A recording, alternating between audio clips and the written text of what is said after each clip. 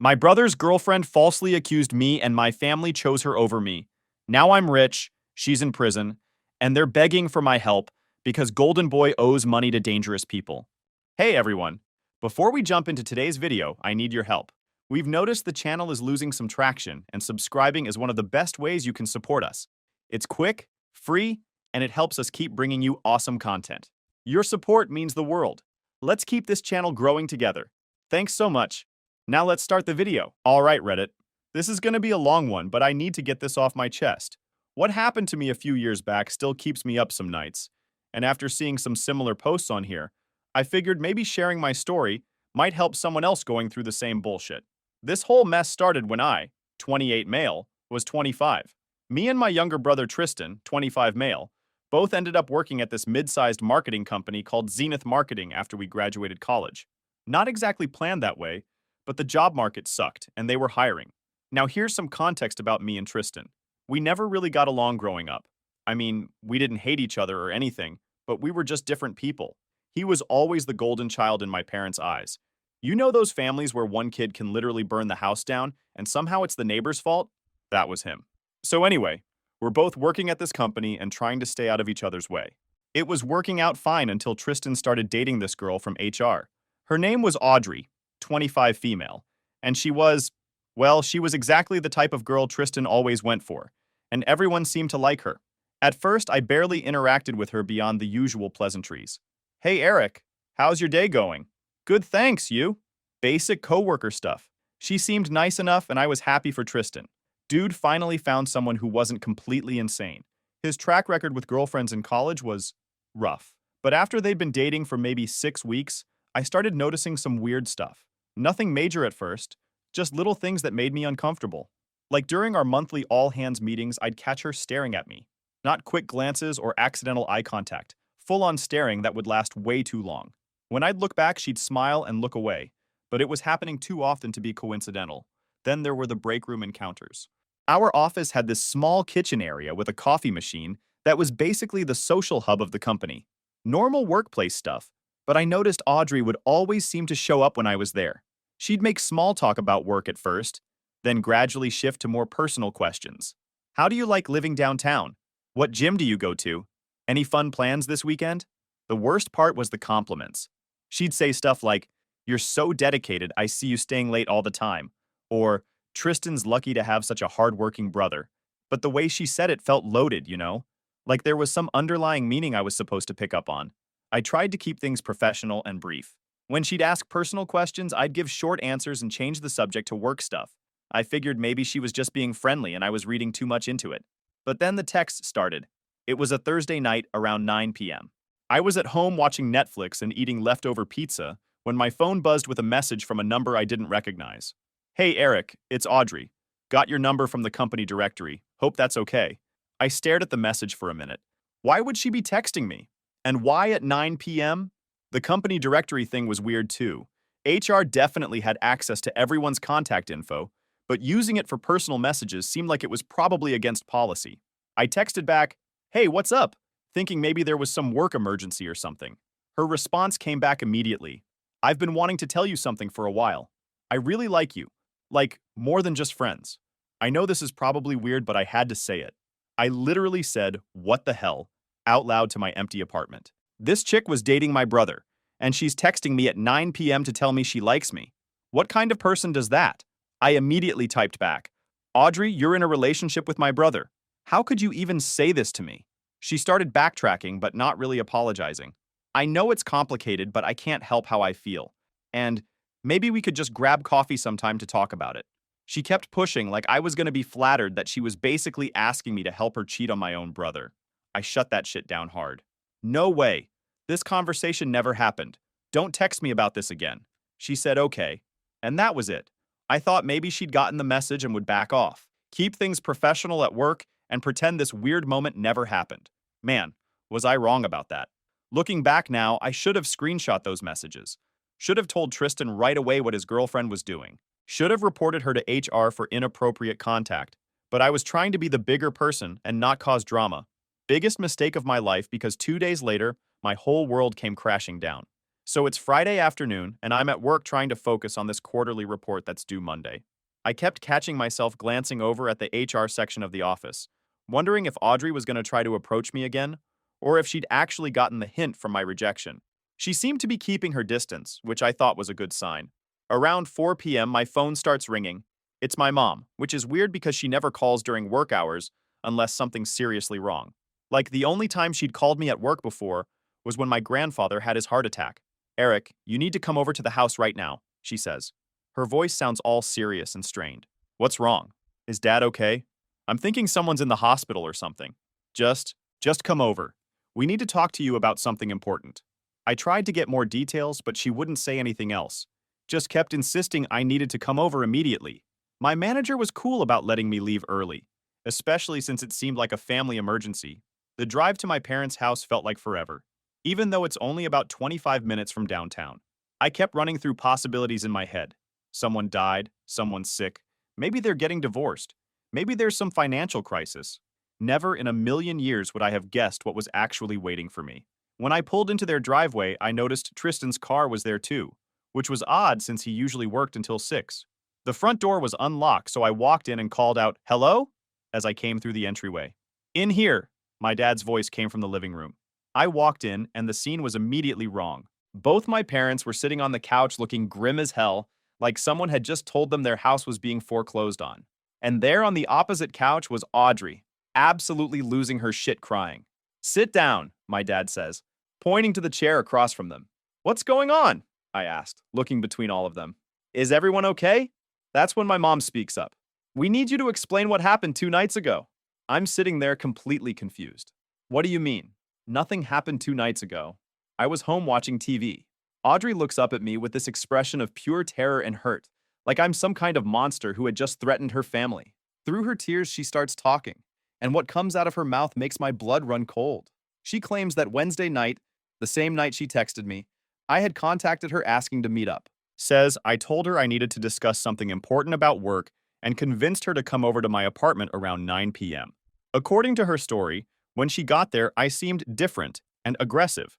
She says I offered her something to drink and that after she had it, she started feeling dizzy and confused.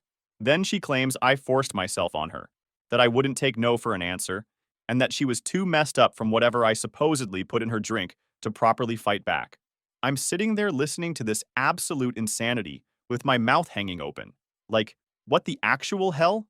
This is the same girl who had texted me saying she liked me, and now she's sitting in my parents' living room claiming I drugged and raped her?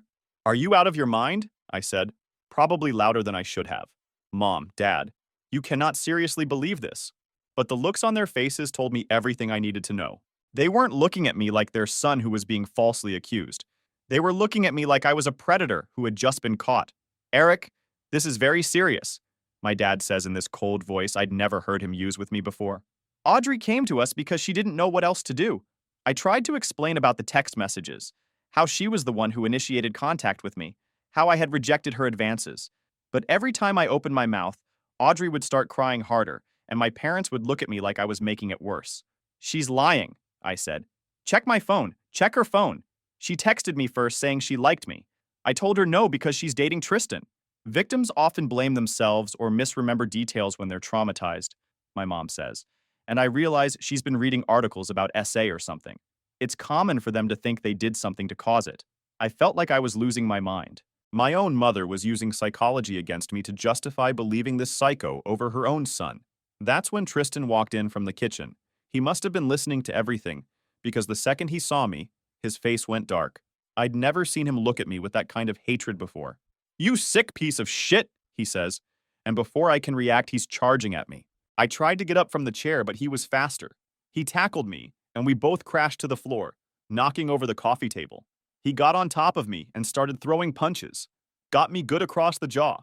Couple shots to my ribs that knocked the wind out of me. I put my hands up trying to protect my face, but he was in full rage mode. He's about 20 pounds heavier than me and works out more, so I was pretty much screwed. He was screaming stuff like, "How could you do this to her?" and "You're disgusting" between punches. My dad finally pulled him off, but not before my lip got split and my nose started bleeding. I could already feel my left eye starting to swell up. Tristan was still trying to get at me, calling me every name in the book while my dad held him back. That's enough, my mom yelled. But she wasn't yelling at Tristan for beating the shit out of me. She was yelling at both of us for fighting in her living room. I struggled to my feet, wiping blood from my nose with my sleeve. I looked at all of them. My parents who had raised me for 25 years, my brother who I'd grown up with despite our differences, this girl who was destroying my life with lies. Not one of them would even consider that maybe, just maybe, I was telling the truth. Get out, my mom said, and her voice was like ice. Get out of this house and don't come back until you're ready to admit what you did and get help. I didn't do anything, I said, but I could hear how desperate and pathetic I sounded. Get out! My dad roared, and I'd never heard him yell like that before. So I left, drove home with a bloody nose, a black eye, and the growing realization that my entire family had just disowned me based on the lies of a girl who had literally texted me 2 days earlier saying she wanted to cheat on my brother with me. I sat in my apartment that night holding ice to my face and trying to figure out what the hell just happened to my life. I kept thinking surely they'd come to their senses. Surely someone would realize how crazy this all was. But my phone stayed silent. No calls, no texts, nothing. They had made their choice, and it wasn't me. Saturday morning, I woke up looking like I'd gone 10 rounds with Mike Tyson. My left eye was swollen almost shut. My lip looked like a sausage, and I had these dark purple bruises on my jawline. I took some pictures of myself thinking, maybe if my parents saw how badly Tristan had beaten me up, they'd feel guilty and want to hear my side of the story. I was wrong about that too. Around noon, my phone started ringing. First call was from my Aunt Sarah, my mom's sister. I figured maybe mom had called her for advice and Sarah would be the voice of reason. Eric, what is wrong with you? She says the second I pick up. Your mother is absolutely devastated. How could you do something like this? I tried to explain that I didn't do anything, that Audrey was lying, but Sarah cut me off. Don't you dare try to blame the victim. That poor girl is traumatized and you're making it worse by denying it. She hung up on me before I could say another word. Then my Uncle Mike called. Then my cousin Jessica. Then my grandmother. Same conversation every time. They'd already heard Audrey's version of events and had decided I was guilty. Nobody wanted to hear my side. Nobody asked for proof or evidence. They just accepted that their family member was a rapist and moved on. By Sunday evening, I'd gotten calls from pretty much every relative I had. The ones who didn't call were probably just avoiding me entirely. My cousin Nathan was literally the only person who seemed skeptical about the whole thing. Dude, this doesn't sound like you at all, he said when he called Sunday night. I mean, you've always been the responsible one in the family. Why would you throw your life away for something like this? Nathan had always been cool. He was about my age and we'd hung out a lot growing up. He was one of the few family members who saw through my parents' obvious favoritism toward Tristan. Because I didn't do it, I told him. She's lying, Nathan. She texted me first trying to get me to cheat with her on Tristan. When I said no, she made up this story. Can you prove that? Like, do you still have the texts? I checked my phone and realized I'd deleted the conversation after telling her to never contact me again. Stupid move on my part, but at the time I just wanted it gone. I deleted them, I admitted. I was trying to pretend it never happened. Nathan was quiet for a minute. That's not good, man. Without proof, it's just your word against hers. He was right, and we both knew it. He said he believed me, but one person believing you doesn't mean much when the other 20 people in your family think you're a monster. Monday morning, I dragged myself to work, hoping things would be normal there at least. I'd worn sunglasses to try to hide the black eye, but my manager took one look at me and asked what happened. Family stuff, I said, which was technically true. I made it about 3 hours before everything went to hell there too. Around 10:30 a.m., my manager calls me into her office. She looks really uncomfortable and won't make eye contact with me. Eric, we've received a complaint about you from another employee, she says. It's very serious. My stomach dropped. I knew exactly what this was about. What kind of complaint? I asked, even though I already knew. I can't go into all the details, but it involves inappropriate conduct toward a female coworker. HR has reviewed the situation, and we've decided it's best if you clear out your desk and leave today. Jennifer, you know me. Do you really think I would do something like that? She finally looked at me, and I could see she felt bad about this. It doesn't matter what I think, Eric. We have to take these allegations seriously. I'm sorry. So that was it. 5 years at the company, good performance reviews, never so much as a written warning. And I was out the door because Audrey filed a false report. No investigation, no hearing, no chance to defend myself. Just pack your shit and get out. The walk to my desk was humiliating as hell. Word had obviously spread because people were staring and whispering. Some of my coworkers who I'd considered friends suddenly found their computer screens very interesting when I walked by. I grabbed my personal stuff and threw it all in a cardboard box. The security guard escorted me out like I was some kind of criminal. 20 minutes earlier, I was a valued employee. Now I was being treated like a threat. The next few weeks were the lowest point of my entire life. I applied for probably 50 jobs online, got maybe 8 interviews, and every single one ended the same way. They'd seem interested at first, then they'd call my references or do a background check, and suddenly the position would be filled by another candidate. News travels fast in our industry. People talk, especially about drama like SA allegations. I wasn't officially blacklisted, but I might as well have been. Nobody wanted to hire the guy who got fired for supposedly forcing himself on a coworker. My savings account was shrinking fast. Rent, car payment, student loans, groceries, utilities, all the normal expenses, but no income to cover them. I'd always been pretty good with money, but I wasn't prepared for sudden unemployment. I started doing gig work, DoorDash, Uber, whatever I could find that didn't require background checks or references. The isolation was almost worse than the financial stress. I'd always been kind of a loner, but now I was completely cut off from everyone I cared about. My family wouldn't talk to me. My coworkers thought I was a predator. I had maybe 3 friends outside of work, and even they seemed uncomfortable around me once they heard what happened. I spent most days in my apartment applying for jobs, and most nights driving around delivering food to people. It was really depressing, but at least it kept me busy. The worst part was the quiet moments when I'd start thinking about how unfair it all was, how one person's lies had destroyed everything I'd worked for. Around week 4 of unemployment, I got desperate enough to call my parents. I wasn't looking for forgiveness or trying to convince them I was innocent. I just needed to know if there was any chance of getting my job back if Audrey admitted she lied. My dad answered on the 3rd ring. "What do you want, Eric?" "Dad, I'm not asking you to believe me, but I need to know. If it came out that Audrey made the whole thing up, would you help me get my job back?" "She didn't make it up," he said coldly. "Stop calling here until you're ready to take responsibility for what you did." He hung up on me. That's when I realized they weren't just temporarily angry with me. They genuinely believed I was capable of drugging and forced myself on someone. My own parents thought I was a predator. That realization hit me harder than any of Tristan's punches had. I was completely on my own. No family, no job, no prospects, and a reputation that followed me everywhere I went. At 25 years old, I had to rebuild my entire life from scratch because some psycho decided to destroy me for rejecting her. But you know what? Sometimes when you lose everything, you find out what you're really made of. After 2 months of delivering food and getting rejected from every decent job, I realized the normal route wasn't going to work. Not after Audrey wrecked my reputation. So I took a $12 an hour warehouse job at Metro Distribution. No background checks, no questions, just show up and work. But I knew I couldn't do that forever. So after every shift, exhausted, I'd spend hours online teaching myself digital marketing, Facebook ads, copywriting, targeting. I figured if small businesses didn't know how to advertise, I'd be the guy who did. 6 months in, I landed my first client, a pizza place called Tony's. I ran a $300 Facebook campaign that brought in over $2,000 for them. Word spread. More small businesses started hiring me. By month 8, my freelance income matched the warehouse pay. I quit, opened a bare-bones office, and launched Apex Digital Marketing. It was rough at first. Some weeks broke, some decent. But I stuck with it. In year 2, I was earning more than I ever made in corporate, hired a team, and outgrew my first office. All from starting with nothing but grit and a Wi-Fi connection. The crazy part was how much I enjoyed it. At my old job, I was just analyzing other people's data. Now every client's success was directly tied to my work. When business owners told me my campaigns let them hire new employees or have their best quarter ever, that felt incredible. By year 3, I had 8 employees in a real office with conference rooms, and I was making more money than I'd ever imagined. More importantly, I was building something that was mine. The whole time this was happening, I kept loose tabs on my family through social media. Tristan's still at his same job, still posting party pictures. My parents seemed fine, probably still funding whatever he needed. None of them knew what I was building or how well I was doing, which was exactly how I wanted it.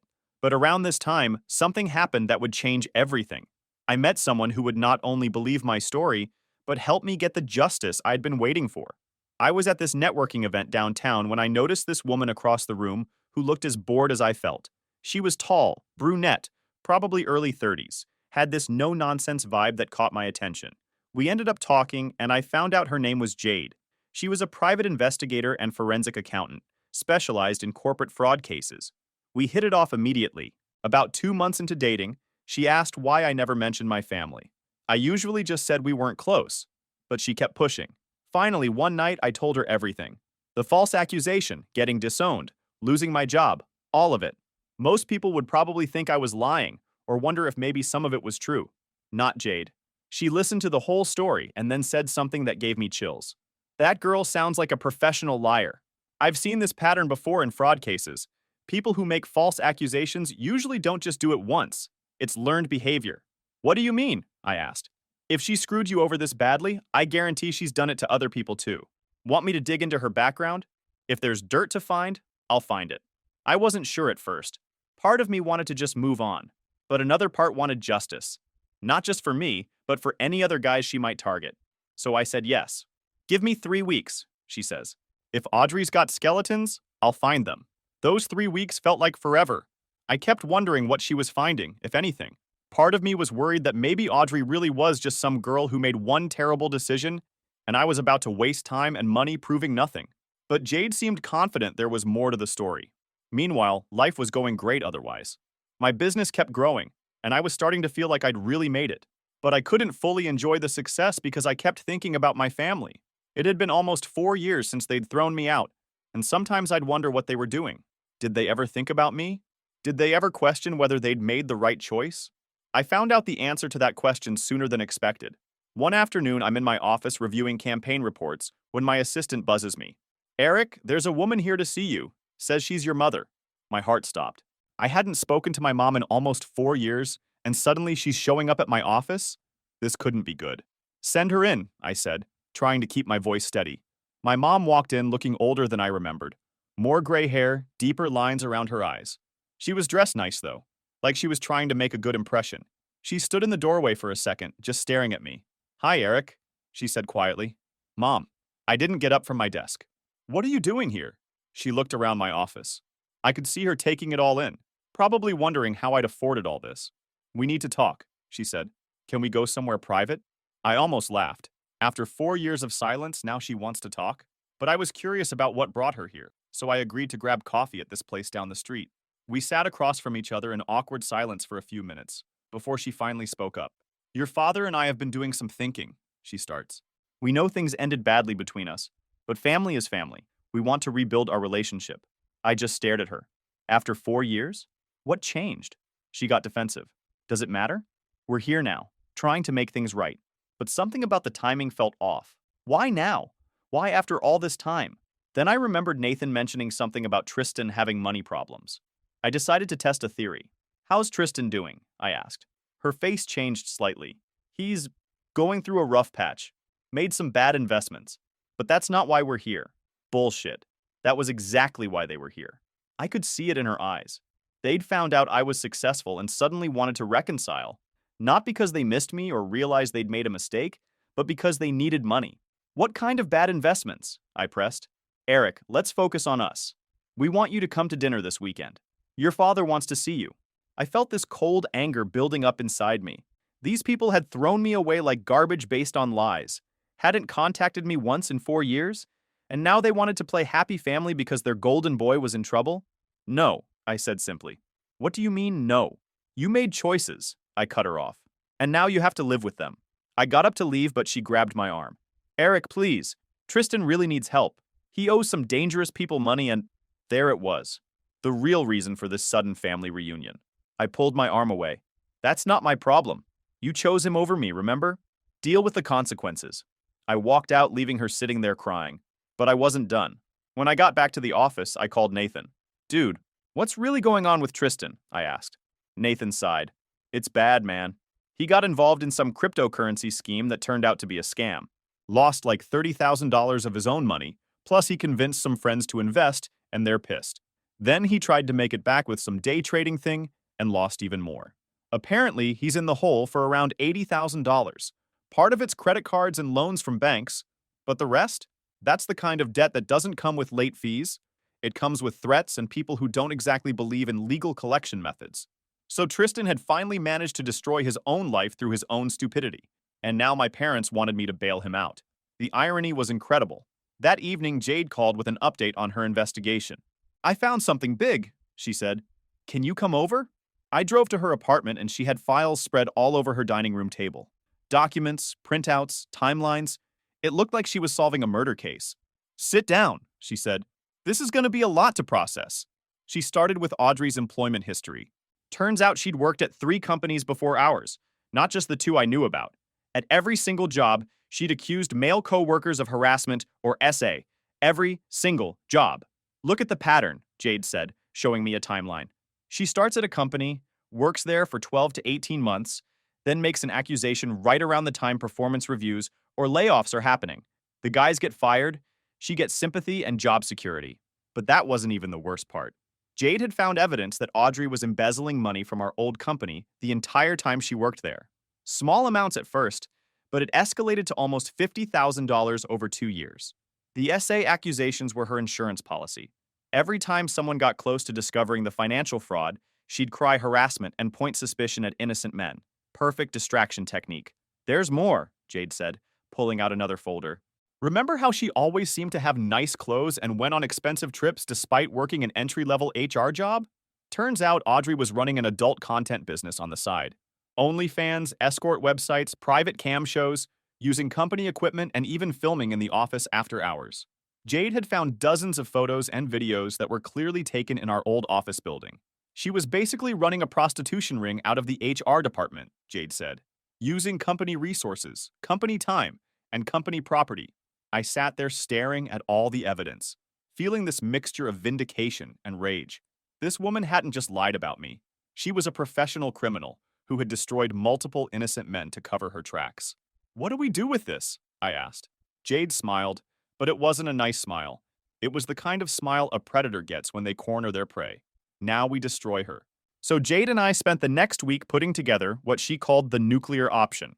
It was like building a legal atomic bomb. We go to the police first, Jade said. Get the criminal charges filed. Then we hit the civil side. Your old company, the IRS, state licensing boards. By the time we're done, she'll be radioactive. The police detective we met with was this older guy who specialized in white-collar crime. He was particularly interested in the false accusation pattern, and within 48 hours, the detective had arrest warrants ready. They decided to take her down at work for maximum impact. Jade and I weren't there to see it, but word spread fast through our old industry network. Apparently, Audrey was in the middle of a meeting with senior management when 3 detectives walked into the conference room. She tried to play it off at first, asking what this was about, but when they read her the charges, her face went white. Embezzlement, fraud, filing false police reports, tax evasion, operating an illegal business. The list went on and on. They cuffed her right there in front of her boss and co-workers. Someone filmed it on their phone, and the video was all over social media within hours. Audrey wasn't just fired, she got nuked. After she was exposed, the company launched their own investigation and uncovered even more dirt. She'd been selling client info to competitors, faking HR records to cover her tracks, and using company credit cards for personal stuff. The total damage? Around $200,000. Then the IRS stepped in and slammed her with 6 figures in back taxes and penalties from her shady side hustle. Financially and legally, she was toast. The state licensing board revoked her HR certifications permanently. She'd never work in human resources again, anywhere. Her professional reputation was completely destroyed. Within 2 weeks of the arrest, her entire life had imploded. She lost her job, her certifications, her apartment when the news broke and her landlord found out. She had to move back in with her parents while facing multiple felony charges. The preliminary hearing was scheduled for a month later. Jade and I showed up to watch this woman who destroyed my life finally face consequences for her actions. Audrey looked terrible. Her lawyer tried to argue that she was the real victim here, that this was all some conspiracy against her because she'd reported SA. But the evidence was overwhelming. Multiple victims, clear financial records, video evidence. There was no defense. She ended up taking a plea deal rather than risk going to trial. 3 years in prison, plus full restitution to everyone she'd stolen from. Her criminal record was permanently destroyed. She'd never work in any professional job again. But here's the crazy part.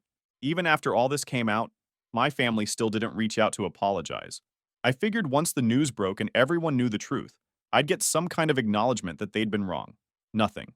It wasn't until 3 months later that they finally showed up. I was at home on a Saturday morning when I heard cars pulling into my driveway.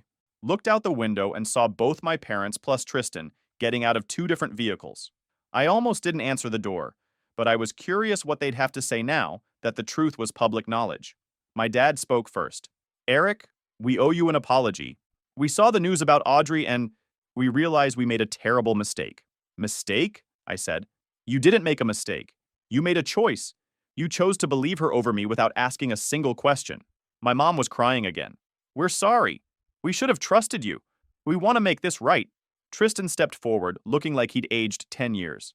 Bro, I can't believe what I did to you. I beat you up for defending yourself against a criminal. I've been carrying this guilt for years. Have you, though? I asked. Because none of you contacted me when you found out the truth 3 months ago. You're only here now because you need something. Their faces told me I was right. This wasn't about apologizing or family reconciliation. This was about Tristan's debt problems and my success. Here's what's going to happen, I said. You're going to leave my property and never come back. You're going to tell everyone that I don't exist. If you're at a family gathering and someone asks about me, you say you only have one son. Eric, please, my mom begged. We're family. Tristan tried the brother card. Come on, man. I know I messed up, but we're still brothers. Blood is thicker than water. I started walking back toward my house and slammed the door, and watched through the window as they stood there for a few minutes before finally leaving. That was 8 months ago, and I haven't heard from any of them since. My business is doing better than ever. Jade and I are engaged. As for my parents and Tristan, last I heard through Nathan, they ended up selling their house to pay off some of his debts. My dad had to come out of retirement, and my mom took a part-time job. Tristan's living in their basement at 29 years old, working at some dead-end retail job because his reputation in the professional world is shot. They made their choice when they believed a criminal over their own son. Now they get to live with the consequences.